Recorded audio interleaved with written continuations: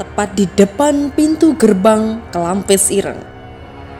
Banyak tumbuh-tumbuhan dan ilalang yang melengkapi keangkeran tempat ini. Banyak macam versi mengenai petilasan Kelampis Ireng ini. Mungkin kalau dari Bapak sendiri, apakah benar contoh-contoh kayak berita-berita yang beredar tentang pesugihan atau sering Mbak di sini niku, di sini itu biasanya campuran nggak apa-apa ya. Nek neng kene kuwi ono barang onoan. Dan itu patut kita hormati, gitu. Patut kita hargai. Berarti memang berita itu memang benar ada. Saya benarkan itu benar ada. Kalau mau ke sini jangan sampai pakai pakaian yang warna hijau.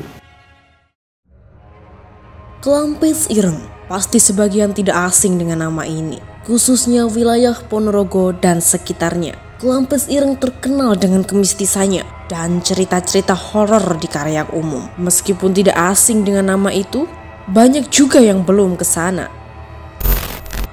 Entah belum tahu tempatnya atau memang enggan ke sana karena keangkerannya. Konon ada yang mengklaim bahwa Kelampis Ireng dijuluki tempat terangker di Ponorogo. Sebab tempat itulah tempat bersemayamnya Eyang Ismoyo. Eyang Ismoyo adalah Semar yang menguasai jagat tanah Jawa.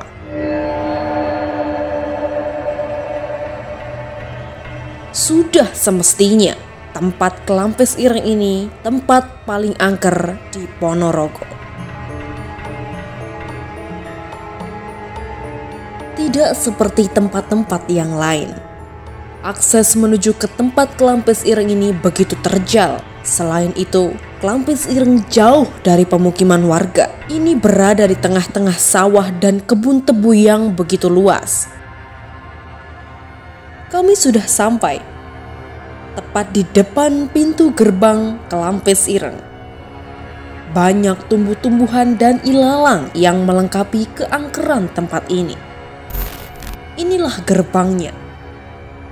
Akhirnya, kami sudah berada persis di depan pintu gerbang. Bisa kita lihat bahwa di gerbang ini terdapat dua patung Semar yang seolah-olah menjaga gerbang ini.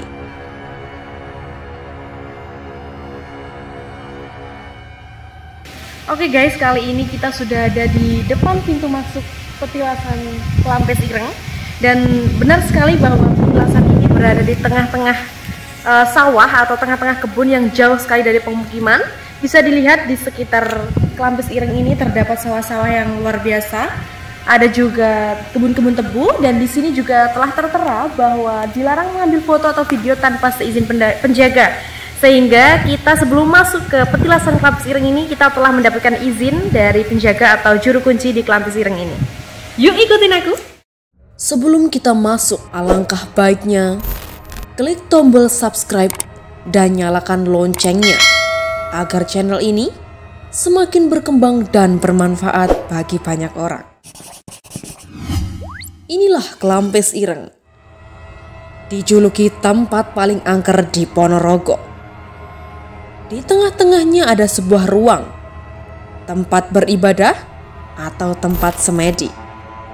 Dan di depannya ada patung Semar yang dominan warna emas. Kalian bisa lihat sendiri.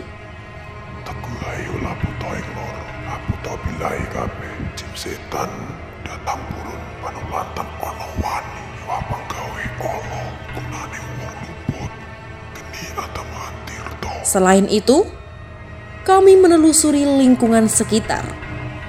Banyak pohon-pohon besar dan rimbun. Namun, jika kamu kesini, kamu akan terbawa asrinya semilir angin di Kelampis Ireng ini. Karena begitu rindang pepohonannya, suasananya terasa tenang dan damai.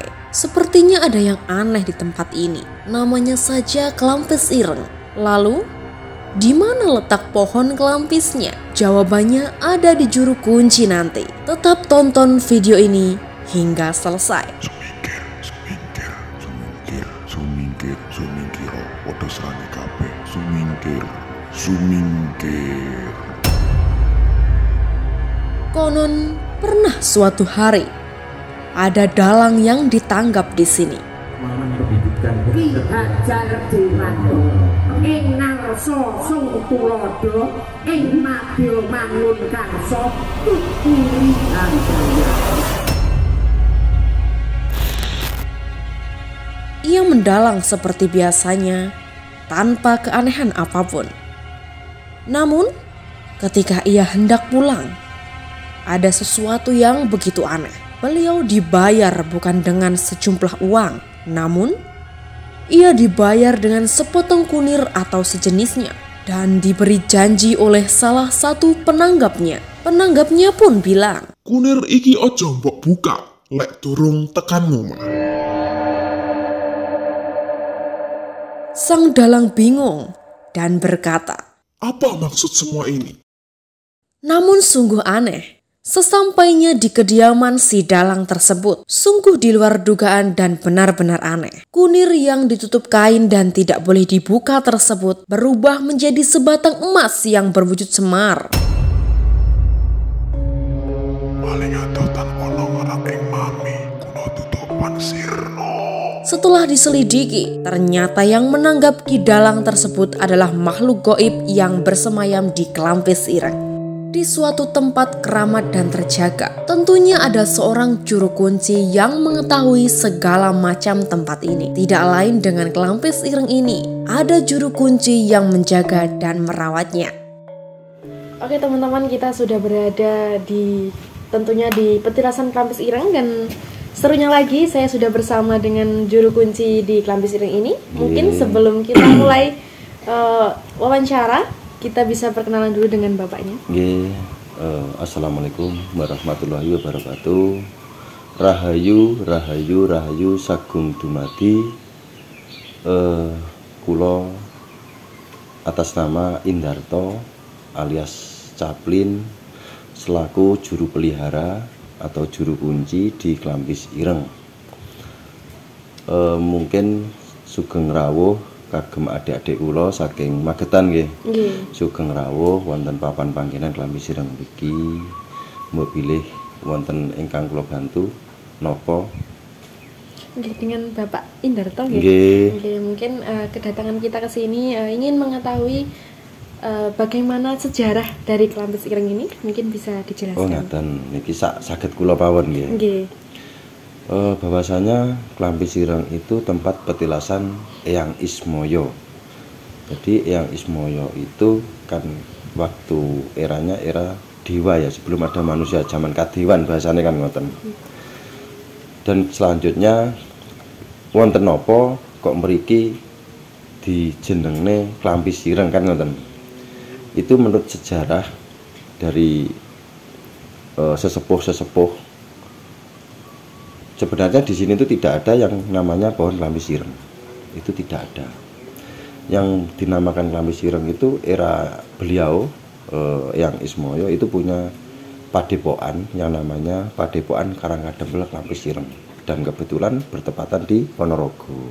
Makaten, Mbak. Kalau dari Bapak Indarto sendiri selaku juru kunci mungkin apa saja yang diketahui tentang Klampis Ireng ini, Padepokan Klampis Ireng ini? Ya, yang saya ketahui hanya tempat petilasan, Mbak. Hanya petilasan Eyang Ismoyo. Jadi bukan makam di sini, nggih. Saya klarifikasi, wonten mriki niku senes makam, namung petilasane Eyang Ismoyo namung ngoten. Kalau seperti berita-berita yang telah beredar di luar sana itu kan banyak sekali, banyak macam versi mengenai petilasan Klampis Ireng ini. Mungkin kalau dari Bapak sendiri, apakah benar contoh-contoh kayak berita-berita yang beredar tentang pesugihan atau tempat-tempat sakral lainnya begitu? Niku kula klarifikasi, Klampis Ireng niku senes tempat pesugihan, nggih. Kula klarifikasi sekali lagi, jangan dipandang negatif kalau ada berita di luar sana menceritakan kalau Klampis Ireng itu tempat pesugihan. Suruh aja ke sini orangnya atau jenengan cerita nih. Niku mboten asli. Ngoten mawon. Itu pertanyaan kula atau jawaban kula niki saged dipertanggungjawabkan. Di sini bukan tempat pesugihan. Mekaten. Wonten mriki pengunjung namung nguri-nguri, merawat dan melestarikan peninggalan leluhur kita kan ngoten. Kalau nggak ada leluhur mungkin kita juga nggak ada kan ngoten. Monggo. Berarti memang berita-berita yang beredar di luar niku nggih simpang siur hoak atau palsu. Nggih. Kalau mungkin kita menuju ke hal-hal mistis. Karena kan memang kalau kita lihat dari depan gerbangnya masuk itu kan sudah aura mistisnya kan sudah sangat dapat sekali. Mungkin dari Bapak selaku juru kunci ada yang mungkin sering dialami atau memang sering Mbak di sini itu biasanya campuran nggak apa-apa ya. Wonten mriki niku sering ada suara-suara, contohnya suara gamelan. Terus lagi ada suara semacam kereta itu ya, kereta kencana itu. Terkadang ada suara-suara orang menangis, kadang ada suara orang tertawa. Bahkan napa nggih? Kadang muncul ada bayangan, kadang ada suara memanggil, namun itu Mbak. Setelah pengalaman saya selama di sini. Tapi sudah biasa ya Pak? Sudah biasa alhamdulillah, karena gini Mbak, kalau versi saya pribadi, beliau muncul atau beliau mungkin lewat suara ya. Kalau saya pribadi kan biasanya uang kan rumangsa dideni ya. Nek kula pribadi mboten. Bahwasanya menunjukkan kalau makhluk astral itu ada. Gitu. Terus piyambak niku nduduhne nek eneng kene kuwi ana barang onoan. Dan itu patut kita hormati, gitu. Patut kita hargai. Bahwasanya wonten mriki ya muni sak muni ya sing apik gitu, padha-padha munine. Tindak sak tindak ya sing apik, wong ya kene nggon keramat gitu. Kene nggone leluhur ya nggon keramat juga. Kan ngoten niku sejatine. Makane nek diruwi ngoten niku aja dianggap dideni. Justru awake senengnya apa? Oh, bahwasanya makhluk di sini itu ada. Kita wajib menghargai dan menghormati gitu. Karena apa? Walaupun kita dan mereka itu beda alam, kita sama-sama ciptaan yang kuasa. Bener mboten kan ngoten? Nggih. Berarti kalau memang dulu itu saya pernah membaca perihal ada seorang dalang yang diundang untuk memainkan wayang di sini. Oh, wonten. Betul wonten, namanya almarhum Mbah Gembloh. Tapi sekarang beliau sudah meninggal. Itu sekarang pun wayang yang buat main di sini itu masih ada. Itu dibawa Bopo Dalang Bopo Yatno. Niku daleme wonten Kauman Semoroto. Sekarang ada. Karena Bopo Yatno juga termasuk saudara atau keturunan dari Mbah Gembloh yang pernah ditangkap di sini. Berarti memang berita itu memang benar ada. Saya benarkan itu benar ada. Tapi saya belum lahir waktu itu. Ceritanya memang benar dari sesepuh-sesepuh yang ada di lingkungan saya itu memang benar itu. Tapi sing nangkap nggih kaum mriki, maksudnya kan alam mriki, mboten alam nyata. Kalau terkait perkembangan dari petilasan ini sendiri, mungkin apakah ada efek atau hal-hal yang dialami oleh masyarakat sekitar gitu Pak? Mungkin dari perkembangan banyaknya ziarah datang atau yang lain? Ya, dapat apresiasi dari masyarakat, dari dinas pariwisata setempat dan dari berbagai kalangan. Itu apresiasinya luar biasa. Karena apa? Sekarang banyak pengunjung yang sini itu ziarah ya kan, dari berbagai kalangan juga, itu dari pondok, dari orang muslim, non muslim kan gitu ya. Intinya mendoakan leluhur kita, terutama Eyang Ismoyo sendiri itu. Ya, saya ceritakan juga buat saudara-saudaraku yang mungkin belum kesini, yang melihat channel apa tadi? NWG TV. Kalau mau kesini jangan sampai pakai pakaian yang warna hijau, gitu aja pesan saya. Tapi ya nek iso kan ya ojo sampai lah, kan daripada menimbulkan hal-hal yang tidak kita inginkan. Makaten. Mungkin ada pertanyaan lain, monggo. Sudah cukup? Kalau sudah cukup, saya berpesan untuk saudara-saudaraku, terutama dari tim NWG TV dari Magetan, semoga sukses selalu. Timnya semoga pinaringan sehat, rezeki panjang umur, ugi tentrem, tetap rukun, tetap kompak ya. Dan kagem generasi penerus, mari kita jaga, mari kita lestarikan tempat-tempat leluhur kita. Jangan sampai dirusak, jangan sampai dihilangkan. Jangan sampai kita dijajah dari luar mekaten.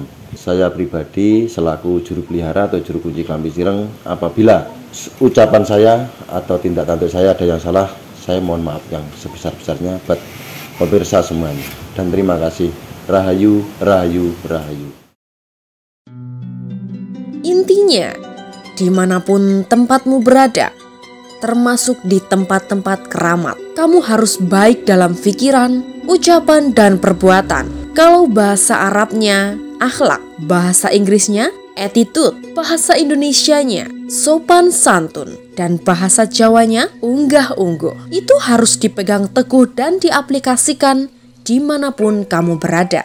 Saya Dila Ayu pamit undur diri dan sampai jumpa di video selanjutnya. Bye-bye.